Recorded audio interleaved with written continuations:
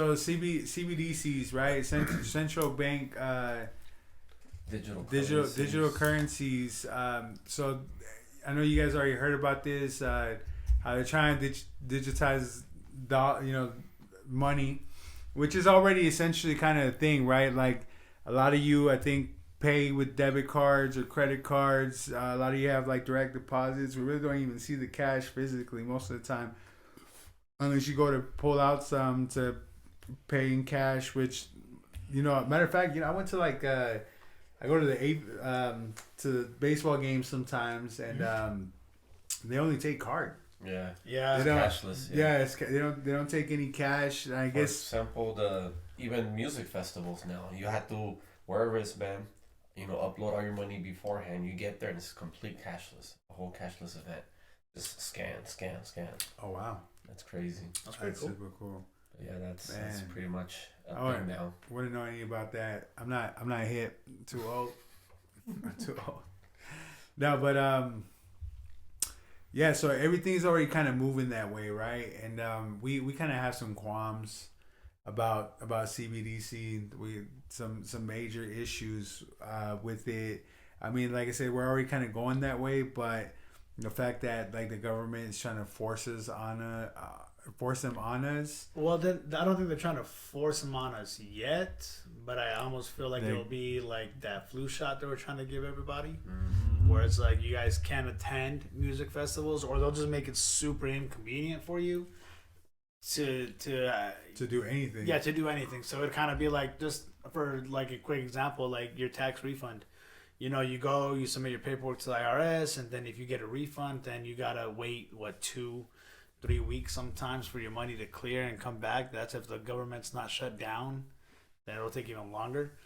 So I'm sure they'll probably do stuff like that, where like you guys can wait a month to get your refund or whatever stimulus check or whatever, or you guys can opt for the CBDC possibly get it instant return, within the same day type deal. But then at that point you're signing over your your secretness, man. Like, the government doesn't need to know what I spend my money on. They don't need to know what I'm doing with it. Like, it's my money. If I want to go buy McDonald's or whatever, they don't need to know exactly where I spend my cash and what area code or whatever.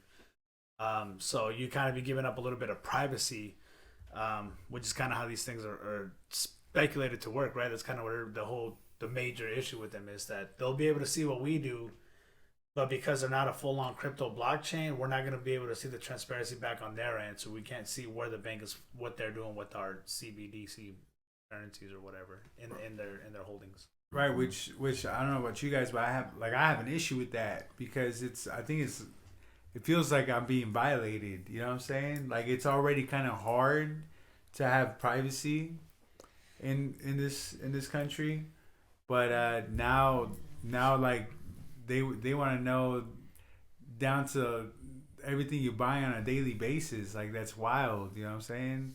Like, why the hell does the government need to know that I need to go buy some toothpaste at 2 p.m? Like, I don't know. It just doesn't sit right with me. Yeah, it leads to a lot of negatives. They're even saying that they could possibly even start a social score.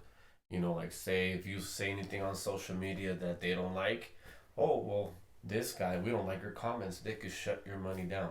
If I'm not mistaken, I think China already has. China, there was a UFC fighter, man, that was real, like, I guess he was speaking out against it or whatever about the social score, and like, in order for this guy to get to his fights, he would literally have to travel by car, because he didn't have the social score to get on a plane or to take any sort of other transits, like no bus, no nothing. So he would have to like drive like 14-15 hours, dude, by car to get to any of his fights. Like, it was wild. He was a beast too. But yeah, China, yeah. So that could be a thing too, that they could probably start, like, it's just, they just another way for them to kind of regulate you without us being able to have any. Just another way for them to take the power from us. But you know what? Listen, man. And then here's a little thing I just thought of, right? This, because it is like a narrative, right? That's kind of running, where like the governments do kind of want to run like this whole credit score system based off of your actions and based off of your purchases, based off of your vesting, Believes all and that stuff, that. right? So like, we say you are in a like a big city or whatever, you know what I'm saying, with nightlife and stuff like that. And I know that there's a lot of peeps that work in like the industry, right? They work in like bars, they work in restaurants, and they get off late. And a lot of the time, like they like to go after work and go have a drink at the bar, which I have, you know, I probably not recommended to go have a drink every night, but a lot of people do. Like, I mean, that's just kind of how they take a load off or whatever. But essentially, the government would be able to see the fact that you do that. Say they did roll in a behavioral credit system, and they're like, well, this guy drinks regularly or whatever, buys too much booze, terrible financial decisions, and then your social credit score goes down. Man, crap! Some of these guys are gonna have to be riding bikes by the end of this shit. You know, you won't be able to buy. You know, you'll go to a bar, you won't be served. Oh, guess what? Your transaction got canceled, denied. You know, and that's where it's getting to. You know, Ooh-wee. you know. There's also saying that there's going to be a possible expiration of your money. They'll set an expiration, so goodbye to savings, and and you won't be able to do that if it expires. You know, you'll have a time frame to use your money, and that's it. You know, you just won't be able to save. You know, have a long term savings account anymore. You know, and that's horrible. Yeah, that's wild. That's super wild. Which kind of emphasizes more on why, the crypto space is so important and why decentralization is so important. I know that things are still kind of transparent in the blockchain world, but it's on both ends. You know what I'm saying? Because this whole CBDC thing, they're keeping tabs on us, but we're still not gonna get to know what the hell the government's doing behind our backs. You know what I'm saying? Not that I'm saying that they're doing anything, but no, but they are, right. They are. It's like not just the government, but like the banks, right? They're all kind of in cahoots together. Where it's like you open up like a high yield savings account, you throw in whatever money you have, your $10,000, and then they take that $10,000 and they're just giving you like a bank note. They're kind of just giving you like an IOU saying, oh yeah, you have $10,000 in this account. But realistically, they're taking your money, man, or whatever amount of money they have in their bank, and then they're making whatever investments they're doing with that money that we can't see. It's all water under the bridge, man. Like we can't see none of that. And then that's kind of like where crypto solves that issue, because in blockchain, it's not like, essentially what the bank is doing is saying it has all this money. It gives you an IOU note saying you own this dollar, but realistically the bank owns this dollar and they're investing that dollar. So technically you own $1 and the bank is investing that same dollar. Or as far as cryptocurrencies goes, that's physically impossible. Like nobody can hold the exact same token. If I have one Ethereum, that's how much I have. If you have another 2-3 Ethereums, you and I cannot have the exact same Ethereum token. You know what's wild now that, because we're kind of talking about this, I kind of just came to the realization that eventually some of these services or products offered in the blockchain space are going to be more tangible. Yeah. They're going to be more tangible than the actual currencies we're getting paid off of in, regular every day, right? I mean, the whole thing, that the whole blockchain technologies is to make it part of our everyday, which I fully advocate for. You know what I'm saying? Like, I'm definitely pro blockchain, pro decentralization, pro privacy. You know what I'm saying? They don't need to know every single thing that I do.